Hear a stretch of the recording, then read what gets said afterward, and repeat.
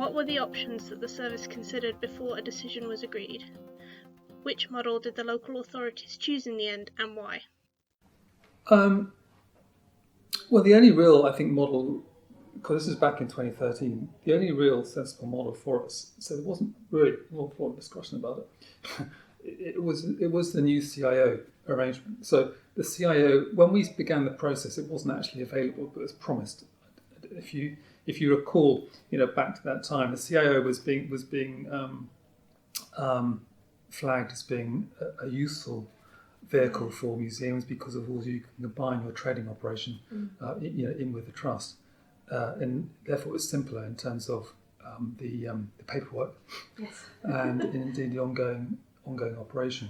So the CIO was the obvious way forward, and in fact we waited for quite a long time until the CIO was available, which is one reason why the transfer took place at the end of 2013 rather than earlier on, because we were waiting for the legislation to change. I don't think no one's had any second thoughts about it.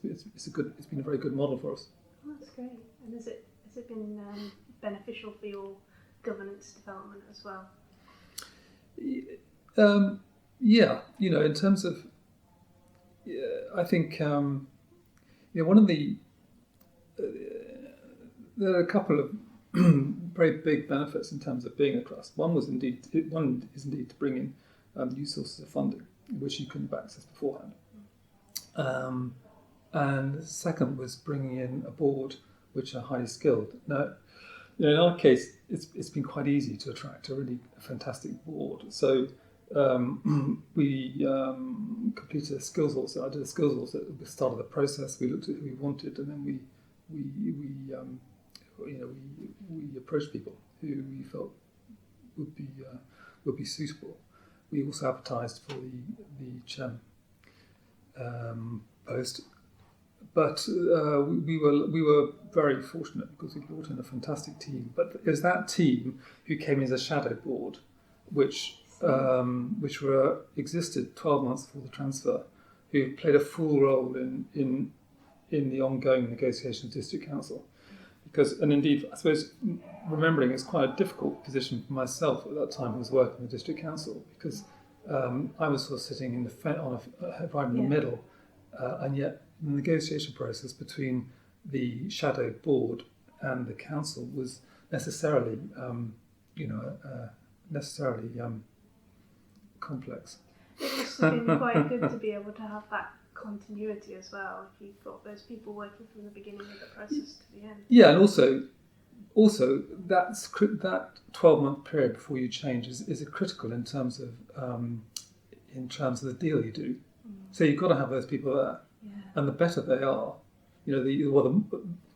the better skilled they are, the more likely you'll come out with the right deal, because you can't redo it. Exactly. So the shadow board, that process of 12 months before with the shadow board before we transferred, it took 12 months, and it was very important. And every line of the exit agreement was pored over and debated. So, and I think one reason that we have been successful over this almost 10 years now is that agreement was a very strong one and very well thought through, which made very clear everyone's responsibilities with this process.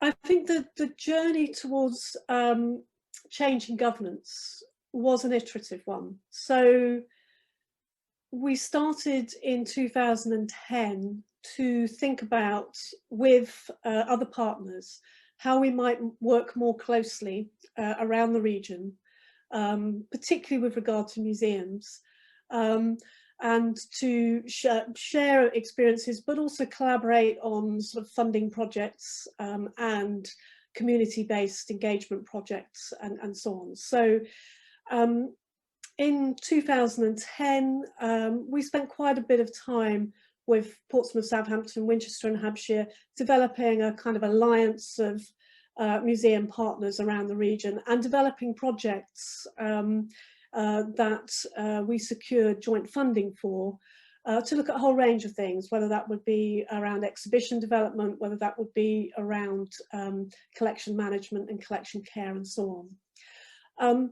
I think out of that initial conversation around collaboration, it was clear that there was appetite, particularly for Hampshire and Winchester, around looking at the opportunities for a change in governance, to open up this freedom, this independence, this more sort of community partnership kind of approach across the piece.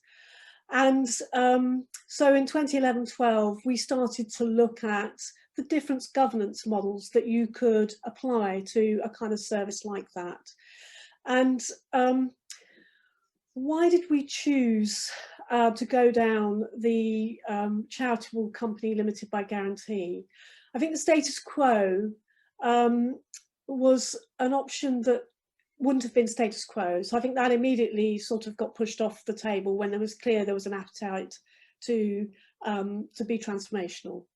And status quo would have actually seen the decline, possibly the rapid decline, but certainly the slow decline of the services going forward for Hampshire and for Winchester.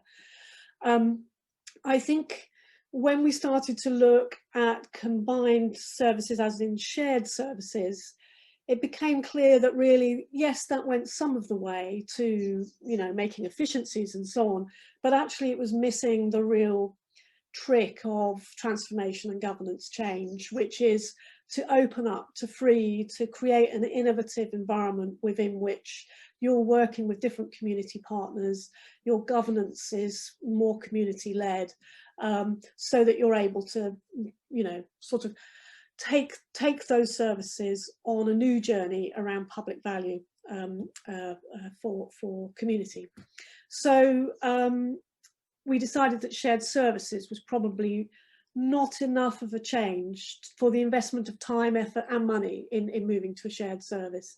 So then we were looking at charitable company, we were looking at CIC, we were looking at mutual status and so on. And I think really there wasn't too much at that stage, because bear in mind we were looking at this in 2011-12, quite early days for those kinds of organisations to be sort of positioning themselves within the cultural sector, let alone more broadly. And I think also it was quite a complex project in its own right. You know, we were bringing two local authorities together, one of those quite large with, you know, over 20 different venues, and a sizable collection, sizable staff, etc. So to throw into the mix a quite innovative sort of CIC or mutual status model, as it would have been at that point, just felt a little bit sort of too innovative, if you like. So the view was taken that we should go down the charitable company limited by guarantee route, have a subsidiary trading company, which was limited by shares. And that's really how we made that decision over quite a considered period of time.